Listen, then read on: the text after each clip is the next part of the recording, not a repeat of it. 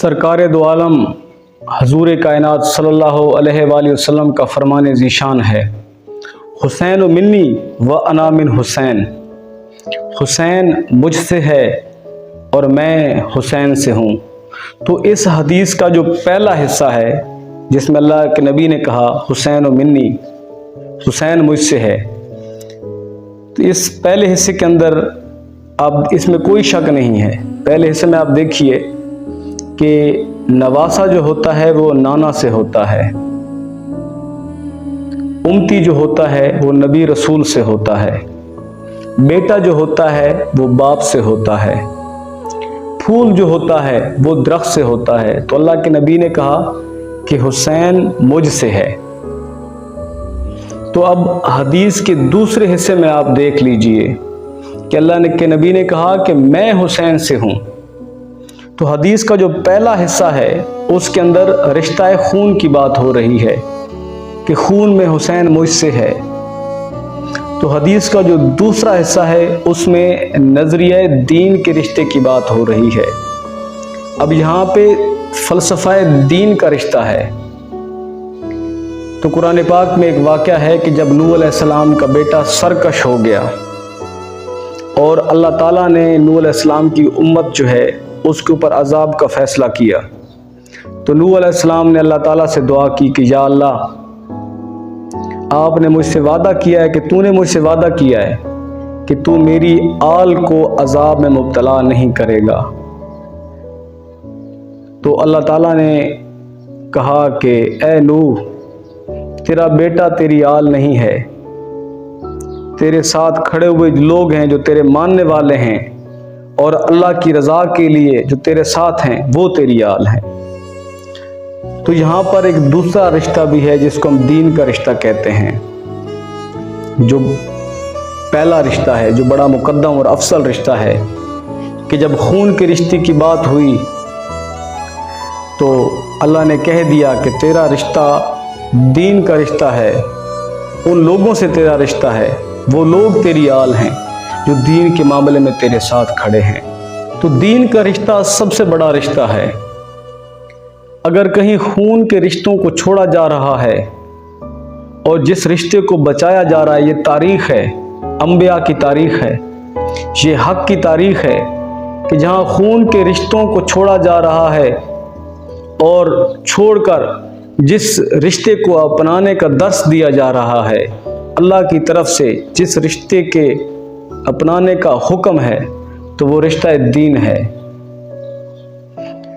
تو خطبہ حجت الوداع کے موقع پر، حجت الوداع میں جب پیارے نبی صلی اللہ علیہ وسلم خطبہ دے رہے ہیں تو اللہ تعالیٰ نے اس موقع پر قرآن کی آیات نازل کی اور اپنے پیارے نبی صلی اللہ علیہ وسلم کو فرمایا کہ میں نے تمہارے لیے اسلام کو پسند کیا ہے، یعنی بطور دین جو تمہارے لیے میں نے اسلام کو پسند کیا ہے اور تم آج تمہارے لیے دین کو مکمل کر دیا ہے، یعنی دین کی تکمیل ہو گئی۔ تو یہاں پر آ کر ہم نے جو نظریہ رشتہ دین ہے، جب پیارے آقا نے فرمایا کہ میں حسین سے ہوں، یہاں پر آ کر ہمیں سمجھنا ہوگا کہ جب دین کی تکمیل ہو گئی تو اس کے بعد کس چیز کی ضرورت ہے؟ جب دین مکمل ہو گیا تو مکمل ہونے کے بعد پیارے آقا کو حسین کی ضرورت کیوں پڑی؟ پیارے آقا نے یہ کیوں فرما دیا کہ میں حسین سے ہوں، حالانکہ پیارے آقا صلی اللہ علیہ وسلم پر دین مکمل ہو گیا؟ تو پیارے آقا نے فرمایا کہ میں حسین سے ہوں، یعنی دین کی تکمیل کے کچھ مراحل ابھی باقی ہیں۔ تو عام لحاظ سے دیکھ لیجئے کہ جب کسی بھی چیز کی تکمیل ہو جاتی ہے، جب کوئی بھی چیز مکمل ہو جاتی ہے تو اس کے بعد اس چیز کی جو ہوتی ہے وہ سب سے بنیادی چیز ہوتی ہے، وہ ہوتی ہے سیکیورٹی۔ تو جب ایک درخت، اب چھوٹا سا پودا لگاتے ہیں، بیج بوتے ہیں، پودا بنتا ہے، پودا بن پھل پھول کر ایک پورا قداور درخت بن جاتا ہے، تو اس کے بعد جو ہے اس کی حفاظت ضروری ہوتی ہے۔ وہ مکمل تو ہو گیا لیکن اس کی تکمیل، اس کی کلی تکمیل کے لیے اس کی حفاظت انتہائی ضروری ہے۔ تو دین غار حرا سے سفر کرتا ہوا، اسلام سفر کرتا ہوا، حجت الوداع کے موقع پر جب دین پہنچا تو دین مکمل ہو چکا تھا۔ دین کے اندر تمام تر اصول اور قوانین کی تکمیل ہو چکی تھی۔ دین ایک قداور درخت بن چکا تھا۔